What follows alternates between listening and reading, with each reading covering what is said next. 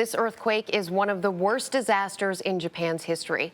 What made it so powerful, and how does it compare to other recent quakes? Joining me now with some answers is Dr. Marcia McNutt, director of the U.S. Geological Survey. Great to have you with us, Dr. McNutt. Thank you, Rebecca, for inviting me to talk to you today. This situation, as it stands, is of a very high magnitude, an 8.9 earthquake. Put that into perspective. Well, if we could only harness the energy from this earthquake, it would power the city the size of Los Angeles for an entire year. An entire year of power. Yes. And something like this, what does it create in terms of the aftermath and the aftershocks that take place?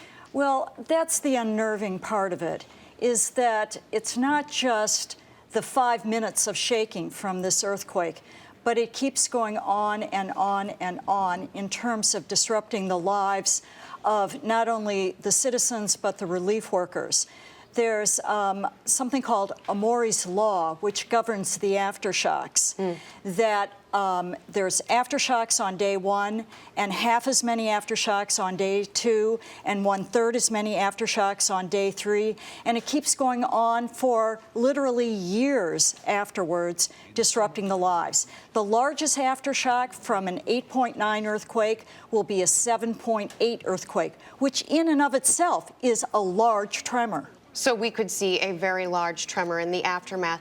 Given what you say about Mori's Law and the continuation and what you see going forward, what are we in for in this case?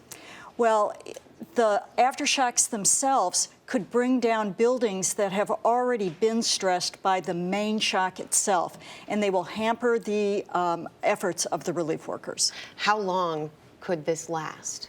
Well, as I say, it will taper off in time, but it could go on for years. It could go on for years. What does science tell us right now about our ability to foresee something like this coming? Well, science tells us that it's very difficult to predict earthquakes, but of course, this earthquake was preceded by foreshocks. And we are trying to install something called the Advanced National Seismic System, which can give an advanced warning of an event like this, which would allow safe shutdown of systems, electrical systems, gas systems, which can lessen the impact of an event just like this. Given what you're saying about conditions and the fact that this could continue to be an issue, what are conditions like on the ground, and what should people in Japan be thinking and doing right now? Well, of course, everyone at the U.S. Geological Survey sends their thoughts and prayers to the people in Japan. I've heard a lot of good ideas, for example, going to People Finder on Google to put the names in of people they want to find. But basically, don't hamper the efforts of the relief workers. Stay out of the way for those who are trying to help. Basically, to send money, don't try to send things there. Those are the important things that you can be doing. In the event of an earthquake, where is the safest place for you to be?